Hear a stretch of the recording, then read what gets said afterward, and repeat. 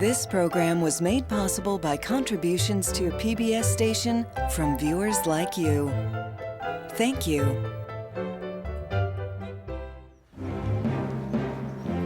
This week in the Regency House, the gentlemen are sneaking off for a secret meeting in the woods. They've got an appointment with their personal trainer, Professor Radford, and local boxing champion, Tim Dean, otherwise known as the Kent Church Bruiser. Right. Have you clapped yet? Notice the power of the blow and the... Professor Radford is an expert in Regency sport and has a proposition for the gentlemen that they cannot disclose to the other guests. Jesus, Mr. Dean. This is man's territory, and we are going to talk about the fancy. The fancy are the centre of sporting excitement, sporting risk and daring. If we are able to get two distinguished fighters. We have two fighters. I know we've got one. I know of another fighter who might be willing to take on our own local champion. The prize fight, with its celebration of blood and violence, had fascinated men of all classes throughout the 18th century. But women didn't like it, and nor, increasingly, did the law. If the magistrates were to come and with their law enforcement officers and take you into custody, the ladies would not be pleased. So the ladies do not know, but nobody knows. It's essentially illegal.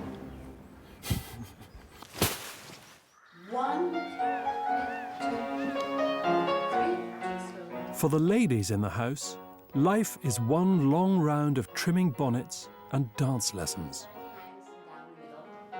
Although they've come to find a husband, Regency routine deprives them of the gentleman's company for most of the day.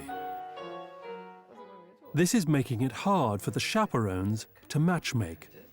Well, you said you thought the Countess and Mr. Gorrell Barnes were a foregone conclusion. No. The whole point of a Regency House party of this sort then was to get a husband, and the best possible husband you could get. 1, 2, 3. 1, 2, 3.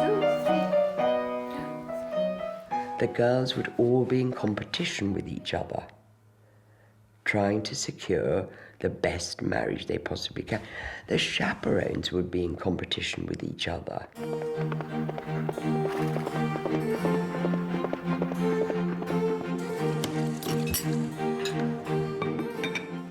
The lack of romance means loss of money. Some chaperones were paid to secure the most advantageous marriage for their charge. No match meant no fee.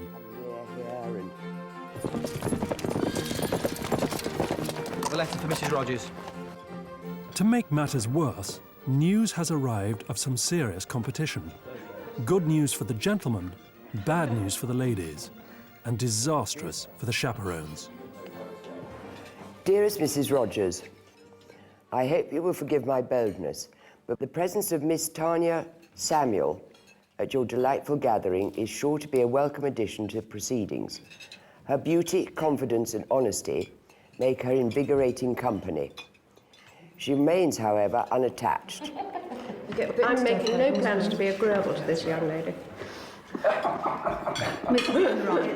Putting your charge's interest paramount, that's quite in keeping. I know I'm not going to like her. I shall make sure I don't like her. My name's Tanya Samuel, and I am a modern-day girl who lives a modern-day life. I've got this theory that if you can't wear denim to a job, then it's not worth doing it. Rules of behaviour for ladies. You must conform to the wishes of your hostess.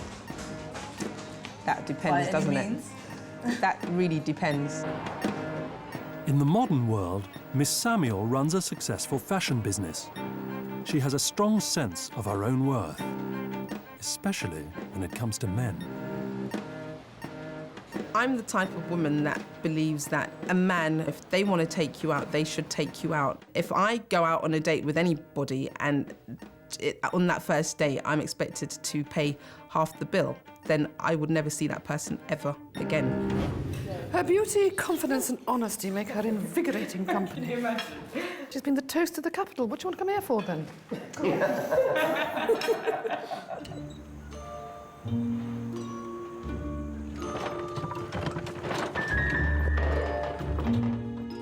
Miss Samuel's luggage is sent on ahead. A wealthy heiress and a beauty as well, she enters the house at the top of the pecking order, a prize catch for any of the gentlemen. The master of the house, Mr. Gorrell Barnes, wants his new guest to be warmly received. I think that we should all try and welcome her with open arms and give After all, with her fortune and looks, she could make him the perfect wife. Sensing their hostility, he's meeting with the chaperones in their inner sanctum. Where are you going to put her, Mrs. Rogers? Who could double up? The Countess. The Countess got stacks of rooms. She's got stacks of. We can all move in with the Countess. You never noticed. But, The biggest room in the well, I've got the biggest room, but you can't all move in with me, I don't think. I've got the biggest bed as well. I presume that she would have her own room, being of her wealth and status. Yeah, that's what I would have said. Well, what do you think if we made this into a bedroom? I mean, I don't know how often you use it, if we could, I mean, whether or not. About as often as you use the billiard room. It's quite nice to have this room. Yeah. One option is just not having her. Well, it absolutely stinks that somebody walks in and everybody has to sort of shuffle around like a lot of... Well, no, but come on, if you were Crabs. having places... You'd be honoured the fact that there were 8 other summer parties going on. You'd be honoured that she'd chosen this one. You'd go, brilliant, wonderful. Yeah. Let's make every effort we can to ensure that she has a nice time. I'll leave it in your capable hands. Yeah. Okay? OK. Hang on.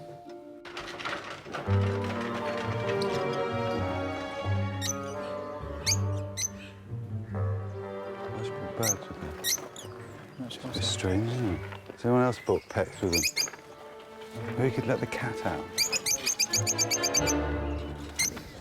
Right, everyone, just to officially announce that Miss Samuel will be joining us to stay for the remainder of our stay. And there's been some accommodation rearranging. What we're in the process of organising is for Miss Hopkins and Miss Francesca to move into the Countess's bedroom, and the Countess to move into Miss Hopkins' bedroom. And then Miss Samuel will have Miss Francesca's bedroom.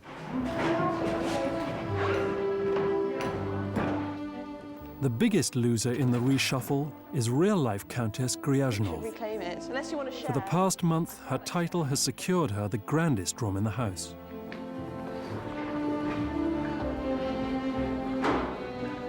Well, I think maybe we should keep our own chamber pots. What do you think? Oh, lovely. I'll carry that there, shall I?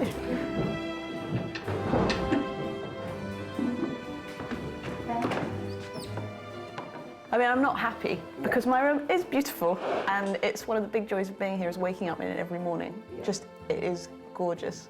But yeah.